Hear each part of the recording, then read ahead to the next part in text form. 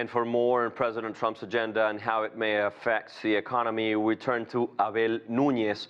He's the executive director of the Central American Resource Center, or CARECEN, a social services organization here in Washington. Abel, great having you. How is the current immigration crackdown affecting the labor force in sectors like hospitality or agriculture? Yes, thank you for having me. As your report said, prior, right now nationwide, about 40 to 50% of all agriculture workers are undocumented. That's just not immigrants. Immigrants is a larger percentage, right? You look at the milk producers, 50%, beef industry, 30 to 50%, hospitality, 7% to about 30% are undocumented. And that means that if Trump continues with enforcing immigration law, all of these industries are going to suffer.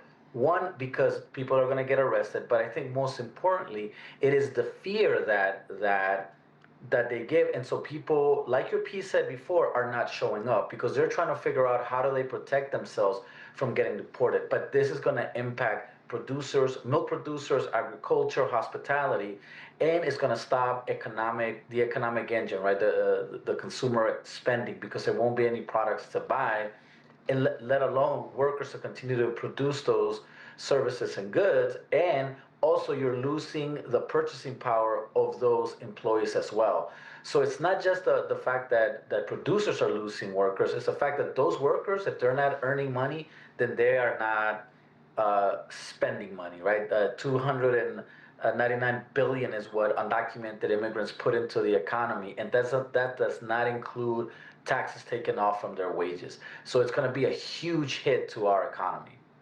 And Abel, Trump's One Big Beautiful Bill boosts ICE funding. What does this mean for immigrant families and the broader economy?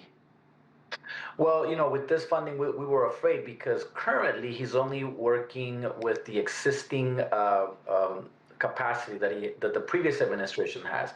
Now, with this increase in money, they will be able to get more detention centers. They will be able to get more officers. It will take a little while, so it won't happen within the next couple of months. But by the end of the year, we can see an increased amount of people getting detained, arrested, and then ultimately deported. But even before that, as tragic as it is for those families, you'll have this ecosystem of industries getting hit.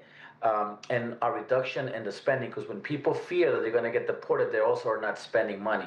They're trying to save as much as they can. So in the eventuality that they do get deported, they take those resources back to the country of origin. And Abel, Trump's recent, Big Beautiful Bill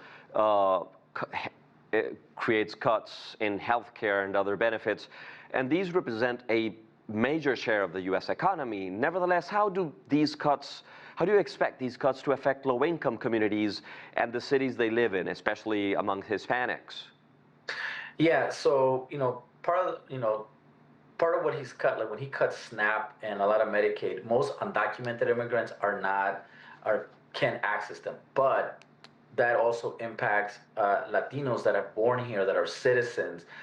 They won't be able to access. And so what's going to end up happening is these people are going to forego health care, and they are not going to go to the clinic until it's an emergency or the emergency room, increasing the cost of people and putting the health of the entire community at risk. So I think that this is very short-sightedness. All of these cuts are only going to make us more sicker, and we're going to pay more in the long term. Abel Nunez, thank you very much. Great having you.